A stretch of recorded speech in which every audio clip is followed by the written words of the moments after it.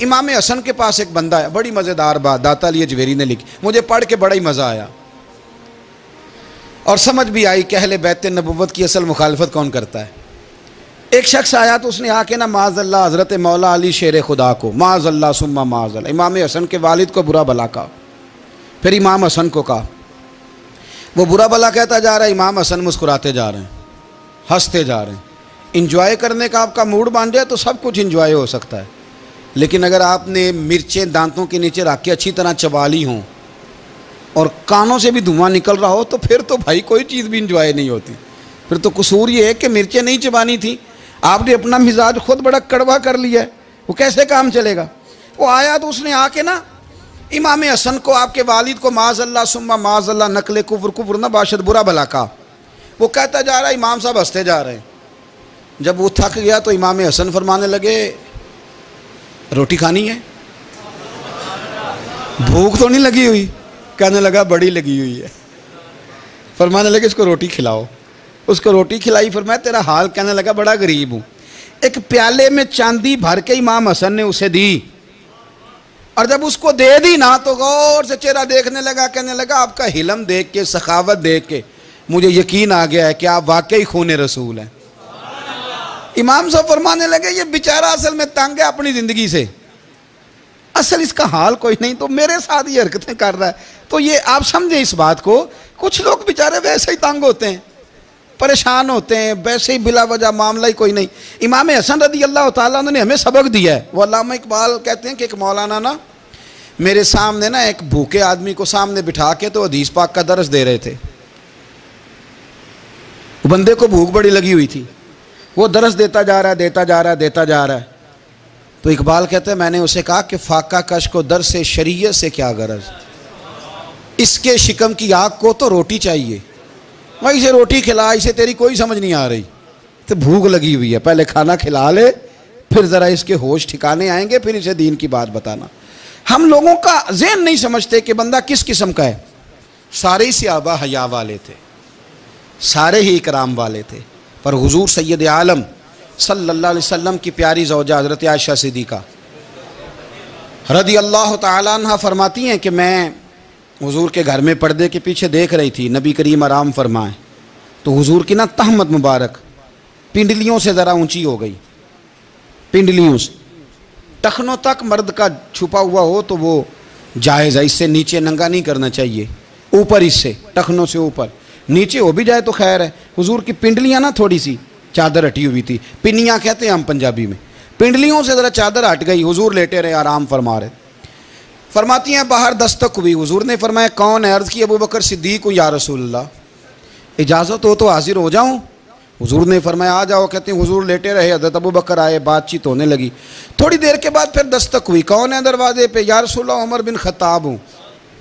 फरमाया आ जाओ, आ गए, बातचीत होती रही। थोड़ी देर के बाद उस्मान गनी आए, या रसूलल्लाह आ जाऊं? फरमाया उस्मान ज़रा ठहर।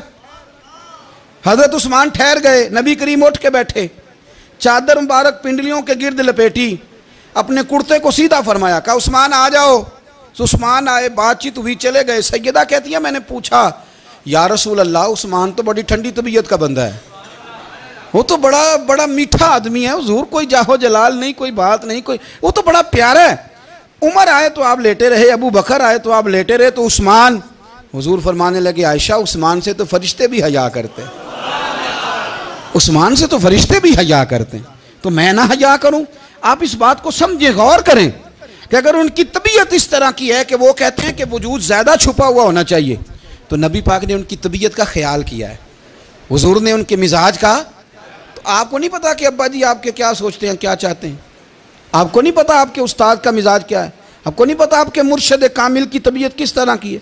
वो किन बातों में राज़ी होते हैं, किन में नाराज़ होते हैं, हमें सारा पता होता है, लेकिन हम चाहते ही नहीं सही करना मामलात को। हम अपने वजूद पर थोड़ा सा बोझ डालना ही नहीं चाहते, अपनी तबीयत को थोड़ा सा तकलीफ देना ही नहीं चाहते। हज़रत सिद्दीक़ अकबर रदी अल्लाह ताला, मालदार आदमी, करोड़ों पति शख्स, लेकिन उन्होंने ना एक मौके पर फिर टाट का लिबास भी पहन लिया। तो किसी ने उनसे कहा अबू बकर ये क्या? फरमाने लगे नबी करीम को, मेरे आका को गरीबी पसंद है तो अबू बकर गरीब बन गया है। खत्म हो गई। जे सोना ही मेरे दुख विच राजी ते मैं सुख नूं चुल्हे डावां, ठीक हो गई बात। वो जिस हाल में रखे उस हाल में राजी रहना है। ये जो मिजाज है ना हमारा कि मैं ढलना नहीं चाहता, मैं बदलना नहीं चाहता, हम तो गुलाम हैं फिर भी नहीं बदलते। थोड़ा सा ख्याल करें। मैं क्या करता हूं कि अम्मा को ज्यादा नहीं जरूरत पैसों की। हाँ हाँ, माँ तो माँ होती है, वो को रेट लगा के तेरे से पैसे मांगेगी। अम्मा को तो बस इतनी जरूरत है कि माँ जो कह दे जी कर दो। माँ को तो इतनी जरूरत है कि 2 मिनट रात को बैठ जाओ पैरों में, अम्मा ला तेरे पैर दबा दूं, भाई इतना ही काफ़ी है। वो कहेगी ओहो हो मेरा पुत्र बड़ा चंगा। अल्लाह वही इंज दी औलाद सारे नूं देवे। ओ भाई ऐसे कर दे। वो तो सवेरे पूरे मोहल्ले को, अब्बा जी को कोई नहीं ज़रूरत तेरे पैसों की। हाँ हाँ ना, उनको तो ज़रूरत है। तो कभी कभी तो उनको मोटरसाइकिल पे बिठाए और अब्बा जी मंडी जाना था, मेरा दिल था इकट्ठे चलेंगे, आए ज़रा प्यार से चलते हैं। कभी उनसे प्यार करे, कभी कहे ज़रा कंधे ना दबाऊँ। ओ यारो इसकी ज़रूरत है, नहीं ज़रूरत मुर्शद कामिल को किसी के पैसों की ना। अल्लाह जानता है जो कामिल आदमी होता है उसे ज़रूरत ही नहीं होती। उसे तो इतनी ज़रूरत होती है कि उसने कह दिया सियाने बन जाओ तो सियाने बन जाओ, उसने कह दिया नेक हो जाओ तो नेक, उसने कहा है कि आज आ जाना तो फिर और ना यार कहाँ ज़रूरत है तेरी। मैं इतना ही बड़ा, हम लोग दूसरों के बारे में सोचते ही नहीं। बस मैं, फिर मैं, मुझे सुकून दो, मेरे मुताबिक ढल जाओ, मेरी बात करो। और ना यारो मेरे रसूल करीम, मेरे नबी रहमत सरवर दो आलम सल्लल्लाहु अलैहि वसल्लम दूसरों का ख्याल करते, उनके मिजाजों का ख्याल करते, उनकी तबीयत का ख्याल करते, उनके मामलात को देखते। मेरे रसूल पाक अलैहिस्सलाम तो देखते कौन शख्स किस तरह का है, किस रवैये का है, किस अंदाज का है, उसको उसके मुताबिक इज़्ज़त देते, वक़ार देते, नवाज देते, उस शख्स का उस तरह का इकराम करते। मेरे नबी करीम सल्लल्लाहु अलैहि वसल्लम फरमाते हैं मैंने मेराज की रात मैंने जन्नत में एक महल देखा। मेरा दिल किया मैं अंदर से जाके देखूं, पर उसके दरवाजे के करीब गया तो उमर फारूक का नाम लिखा था। फरमाते हैं मैंने कहा उमर ज़रा तबीयत का सख्त है। तो उसने कहना है कानून ये है कि पहले इजाज़त लो फिर किसी के घर जाओ। चलो हम नहीं जाते, उमर से पूछ के चले जाएंगे। घर जो उमर का है।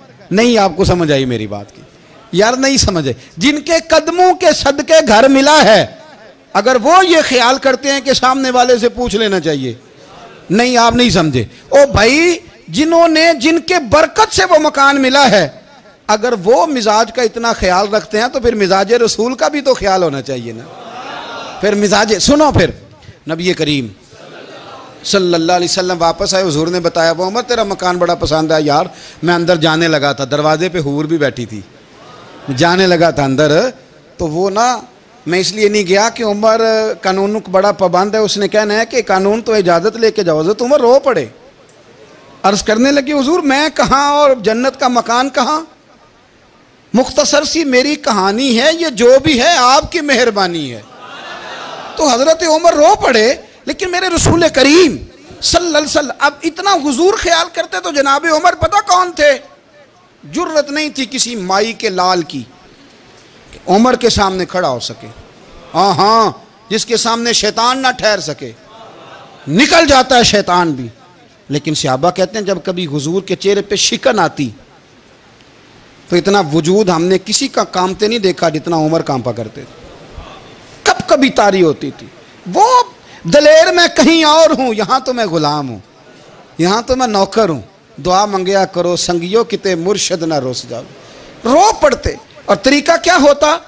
ज़मीन पे कोनियाँ रख के ना, कोनियाँ घुटने, अब मैं आपको करके कैसे दिखाऊं, हदीस सही में मौजूद। ये कोनियाँ ज़मीन पे रख के ना, जैसे बच्चे नहीं चलते, कोनियाँ दोनों ज़मीन पे हज़रत उमर रख देते और यूँ कोनियाँ रख के तो यूँ हाथ बांध देते हुजूर के सामने, नीचे कोनियाँ और हाथ बांधते और फिर रोते। जब हुजूर नाराज़ होते तो किसी और से नाराज़ है नबी पाक, उमर से नहीं, तो यूँ दोनों हाथ बिछा देते, यूँ हाथ बांधते और कहते रदीतु बिल्लाहि रब्बम व बिल इस्लाम दीनम व नबीना मुहम्मद सल्लल्लाहु अलैहि वसल्लम।